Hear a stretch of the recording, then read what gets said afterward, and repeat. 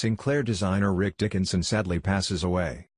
Rick Dickinson, the award-winning British designer, has sadly passed away.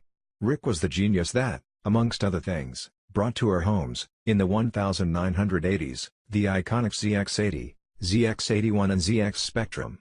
Gathering numerous awards, he continued his passion and only recently was working on the upcoming machine, the ZX Spectrum Next. Rick passed away in Texas, U.S. after a long illness. His wife, Lizzie Dickinson, emailed out to Ursula Koenig, who has recently posted this email on the Sinclair QL forums for others to pass on the condolences. It reads: Dearest friends, with the hugest hole in my heart and a sadness I can't begin to understand, the wonderful person known to many as Rick the Viking, opened his wings and started on another journey on Tuesday 24th of April. And sadly I am not yet able to join him, despite wanting so much to be with him.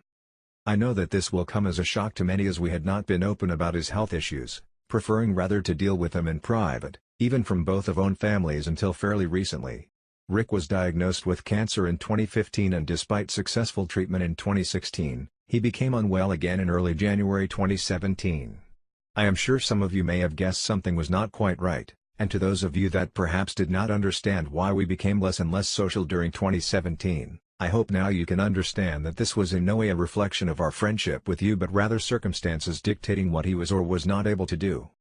We have been at a specialist clinic in America, Texas to be precise, since the end of March, undergoing complimentary treatment as a last attempt at hoping to heal him when he passed away quickly, without warning, having collapsed in the apartment we were rented here. He was in no pain and surrounded by huge love from the amazing people that have become firm friends here. The Texan Southern hospitality truly was, and continues to be, laid at our door. Rick will be cremated here in Texas and I will travel home with his ashes once the paperwork is sorted, probably at the end of next week.